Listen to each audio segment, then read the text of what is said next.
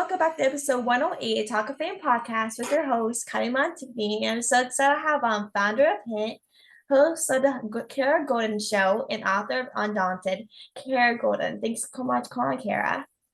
Thank you for having me on. And so in 2005, you founded a water company called Hint. Like, how did you come up with the idea of creating it?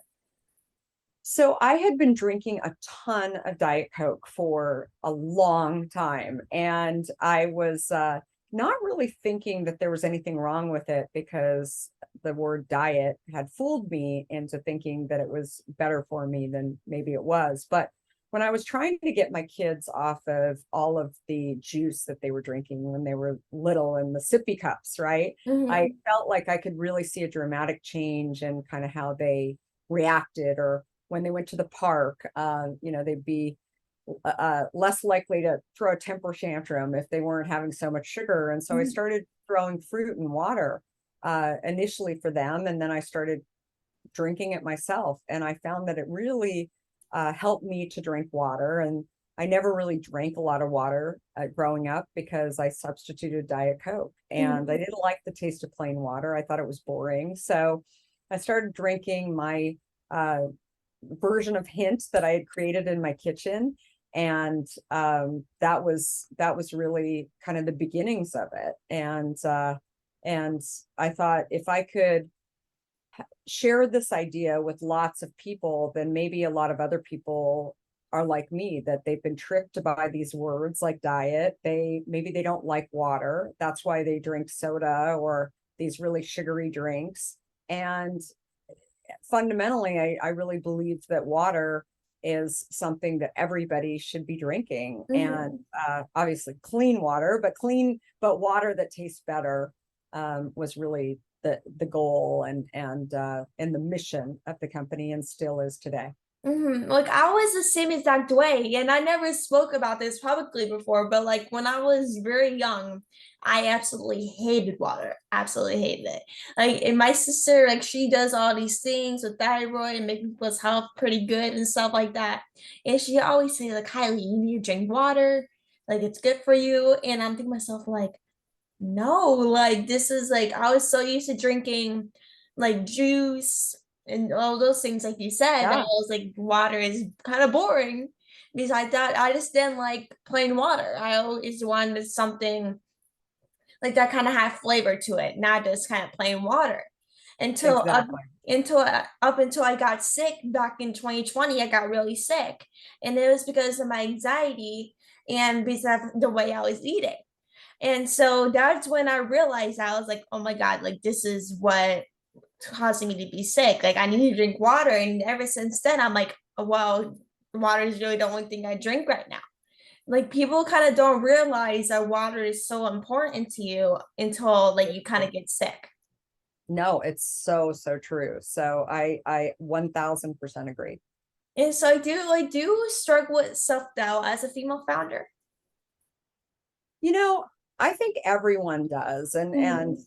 when you're starting something, it takes a lot of courage to go and start something from scratch and something from nothing. I didn't realize when I was starting Hint that I was not only starting a new company and obviously launching a new product, but there was nobody else doing exactly what I was doing. And so Mhm. that's why I felt like I needed to launch this, right? So if you've Mhm. ever thought of an idea and you think, oh, I wish this was out here and or in the market, and it's not, that was me. And what I thought is if I can actually get this product out there, then, it'll not only help people, but it'll also really be terrific. I'll be the next vitamin water. I mean, Mhm. all of these ideas, the next Diet Coke, all Mhm. these ideas going through my head. But then you think about how hard it is, and Mhm. uh, you are discouraged by people who say, well, what do you know about the beverage industry? You've never done anything in the beverage industry. Maybe there's people listening to you and following you who are, thinking, um, oh, well, I can't do it because I'm in high school, right? Mhm. I don't have the experience. I need this, I need this. We are so excellent as humans. And, I'm sure female entrepreneurs are part of this as well, at putting roadblocks in front of ourselves. And Mhm. so that was definitely me. But certainly all of the doubters around me, especially when you're starting something new and something visionary, are they don't help the matter, because it really builds up your own anxiety about whether or not you're capable or not. Yeah, exactly. And like I'm like for me, I'm only 16 years old and I from a small town in Pennsylvania, and there's really no really anyone my age or kind of people around me, my area that really do podcasting. And I'm thinking to Yeah, myself, like, there is no way that like is possible for me to do podcasting. And even though and I never knew that myself, I started this when I was like, how old was I? Like 14? I was like 14, I believe, about to turn 15 when I started this thing. And like when I started, so I'm like, well, this is something I kind of had to do to make people know that people, young girls around our age, like can do podcasting. And yeah, I even like when I turned 15, a couple months after I turned 15, I started my own organization. And I never anticipated on how hard it was until I started my own organization as a female founder. And like you said, like it's honestly kind of so hard in doing it until you at least try and you're like, oh my God, this is the hardest thing. Even though you love it and you seriously love doing what you do and stuff, but it's like at the end of the day, it's hard. At the end of yeah. it, like and on the other side of it, like you're gonna if you really love what you're doing, then that's really the most important thing. No, totally. And you have to be passionate about what you're doing. And especially when you're starting something from scratch and you have a learning curve ahead of you, and you've got to, you know, do a lot of it in the beginning, because there's just you. No Mhm. matter what business you're starting, whether it's a podcast or a beverage company or what have you, it's stressful. Mhm. And I think that you have to love what you're doing. You have to really be excited about the idea and passionate about it, or else nobody would be sane enough to become an entrepreneur and really start something new. Yeah, and like most people kind of um do these type of things for money and they just don't love what they're doing. And that is really not the best type of thing to do. Like even yes, you can get money for things you do at a certain point, but at the end of the day, the most important thing is you really have to do what you love. If you don't love it, then what are you doing? Yeah, no, I couldn't agree more. And since like the pandemic, like how has like founding a business changed in your perspective? So many things have changed. It's interesting. Hint grew enormously during the pandemic, unlike other industries that were really hurt by the pandemic. Everybody really needed water, and they were focusing on health. And there was a massive shortage of beverages, primarily ones in cans, because cans are typically produced in China. Mm-hmm. That's a whole other story. There's different regulations in China Mm-hmm. around air quality and things that are really not so known in kind of the packaging industry, at least in the American packaging industry. So anyway, the net of it is that we ended up expanding significantly through the pandemic. But and we're also we were some of us were working from home, but most of us were actually out trying to stock store shelves and make sure that things were in stock. So while many people, and I should say like many friends of many of our employees were at home, sheltering in place during that period of time, uh, and our employees were actually out at the shelves inside stores early in the day, and making sure that people were actually getting access to products that they could. So it was definitely a unique time. We had a big chunk of our business was always direct to consumer, which was a little forward thinking for the industry overall. So luckily we were able to really expand that business. We were already on Amazon and had our own website going. So it was good. But it's sort of careful what you wish for, because as an entrepreneur, I had the same worries about getting sick and having my kids home because their universities were closed for a period of time, or their high school was closed. And so while I wasn't sitting there having to teach them, I was dealing with homeschool and setting up my office so that I'd be able to, have enough streaming going on for four people at once. So it was, different stresses, but we got through it, and hopefully we all learned a lot from it. Like, what was like the struggle like for you to actually like be able to run a business and then homeschool your kids?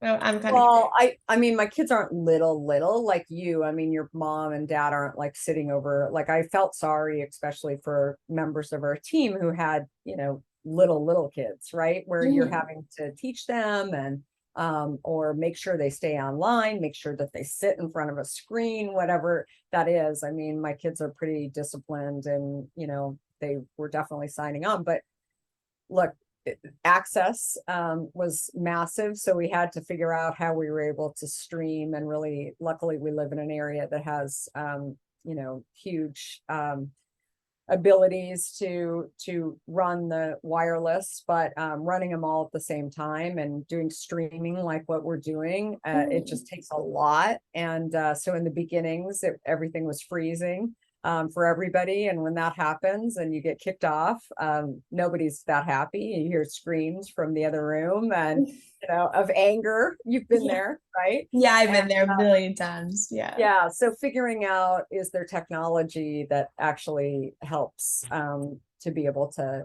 allow you to do that? And it ends up that there is. So Mhm. we ended up purchasing some of that so that everybody could be happy. And it's funny, I think that the pandemic was really challenging for a lot of businesses, a lot of individuals, for sure. But I also think that so many people at the beginning of the pandemic didn't know how to get on Zoom, right? Didn't know how Yeah. to stream. I mean, today, uh, if you're I mean, everyone knows how to get on at some, like, so, I mean, there's no question about it, and Mhm. everybody knows how to function without. It's not to say that they don't have an executive assistant, but they know how to function without one. Before, you'd be Mhm. talking to executives, they had no idea how to turn something on, because they had sort Mhm. of forgotten how to be scrappy. And I think that it allowed people to figure stuff out, and sort of rely on their own, you know, self to figure stuff out. So anyway, it's good stuff. And I seriously remember like it's like because like most people like are have like early in the pandemic really didn't know how to use Zoom or any kind of social media things to really go on and do meetings online. And I remember like going on Zoom with my aunt and really teaching her how to do Zoom meets for things she has to do. And I'm thinking myself like, oh my God, this is kind of like the world we have kind of live in right now, which it was kind of crazy to me. And for me personally, I did online school at that time. So it really didn't change for me exclusively, but most people like it did change. And like for me, I'm like I felt so bad for people like not only like people older than me, but people like in this generation, because obviously if you're in middle school, high school, or college, or as a or adult, if you like really want to live life, do what you need to do, and let's kind of do what you really want to do in love. But that during the pandemic, you really couldn't do that, and that was like the worst part for me. Is like I was busy doing things I love, like going to sporting games, traveling, doing all these things, and then next thing I know, we're staying at home and can't leave the house. Yeah, I mean, I think there's pluses though too, where Mhm. maybe you used to think that you're living in a small town in Pennsylvania, and that after school you would only have access to be able to work at the companies that are based, and that was sort of your reason for leaving, right? That Mhm. leaving your town. Today, there's many jobs that are remote. Mhm. And having said that, I think that there are many people who have been kind of forced to do online school as you have, and certainly Mhm. my kids have strong opinions about this. They don't necessarily want to go into an office 5 days a week, but they want the flexibility to be able to, you know, work from the road as long as they have access to good wireless and be able to, you know, do their job. But they also want FaceTime to be able to learn from people. And I think that that's something that is people don't necessarily want to work from a screen all the time. And I think Yeah. even if they've been working um, in an office and they've sort of enjoyed their productivity for the last few years, I think it's a really key piece of what happened to people and sort of their thought process during the pandemic, depending on their um, depending on, you know, their generation. And so like you recently came out with a book called Undaunted. Like what made you decide to write the book? So I wrote the book actually as a journal. And you know, I was journaling along the way of building Hint, and finally I just decided, kind of like with the water, when I launched Hint Water, it was, I really felt like if I could get the stories out there of building Hint to other people, that they would be able to see that entrepreneurship isn't always easy, Mm-hmm. um, that you can actually accomplish a lot if you get back up again and don't stay complacent. Keep trying. That you're going to have hard days, you're going to have great days, but you have to take it all in perspective. And I think that that is something that is really, really key, that I wanted people to read. I had no idea that the response to it would be what it has been. Mm-hmm. It's actually, it's funny. My my one of my kids was in a classroom, and it was being used as a classroom book. They didn't even know that my son was in the class. So anyway, it's been fun to sort of think about how that you know, the impact that it's had. And it's pretty interesting that there's starting to be more and more books, like entrepreneurial books and female entrepreneurial books, but it's Mm-hmm. definitely something that um you know, when it launched 2 years ago, it was few and far between. Mm-hmm. And like after releasing the book, you became a WSJ and Amazon bestseller. Like you said, like did you like think like this book will have as much success as it has now? No, and I think that that's true too, that, you know, maybe for a minute you think, I'm going to launch it and it's going to be an overnight success, but it's very Mm-hmm. rare that things are, you know, the most successful Mm-hmm. things in life. They take hard work, and they're not overnight successes. Maybe you don't know how old they are or how many failures they had along the way or whatever it is. But certainly I didn't think that with the book. But I was super happy about the response from it. And I think that, you know, it really, if nothing else, it should teach people that I never thought I was going to be an entrepreneur. Um, I'm an accidental entrepreneur. I'm an accidental author too, because I never really thought about, there's people who think, oh, one day I'm going to be an author, a published author, you know, Wall Street Journal or New York Times bestselling author. That wasn't me. But am I happy that I did get the book out there? Absolutely. Mm-hmm. And so you have created the Kara Golden show. Like what was like your mission in starting like the show? To share the stories of other entrepreneurs, that people who are doing really interesting things. I've always believed that that the stories Mm-hmm. are so critical to how products or services actually get built. So I think that I saw it firsthand with my own brand, but I've known a lot of these founders who I do interview. I don't know as many of them now because my show is 3 days a week. Mm-hmm. But I've always just personally been inspired, not just by the backstory, but also the lessons and how they, you know, get back up after they've fallen down, and what are some of the things that they've learned. And there's a Zen factor to so many of these interviews that I do that I really, really enjoy. And I learn along the way. I sort of, feel like every day I'm talking to people, I'm learning something. Mm-hmm. And like that's how I am too. Like once I started the podcast, like, before I even started it, I was the most quiet and shy person you probably ever meet in your life. Like I was so shy and quiet, and people always known me as a kind of like a girl hanging on to her daughter's hand, my dad's hand, because I was so shy. I didn't want to speak to anyone, and like. Oh, And like to me, like for me, like I never anticipated on starting a podcast ever in my life. Like I was like, well, I this was love it. something I was like, oh, this might be fun to do. And I thought it was gonna last maybe a couple of days and it'll be over and gone, you know? I never I love it. anticipated I never anticipated in like being this long. And then like the most important thing for me is like learning. Like we're learning from other people like you and so many other people entertainment because like obviously I love entertainment and other things, but the other thing is like I love learning from other people. I might know some things, but I might not. So that's really the most important thing for me is to learn and learn from people's experiences. That's awesome. Well, I love to hear that. So, well, very, very cool. I'm psyched to have talked to your audience. Really, really fun. Uh, Mm-hmm.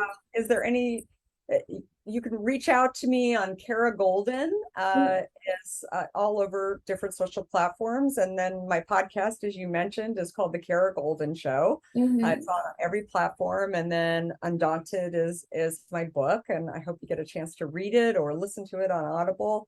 And thank you so much for having me. Of course. Thank you so much for coming on. It was so great chatting with you and keep up the good work. I seriously love your work and everything. So it was such a pleasure speaking with you. Awesome. Thank you again. Of All right. course. Have a wonderful rest of the week. You too. Talk to you soon.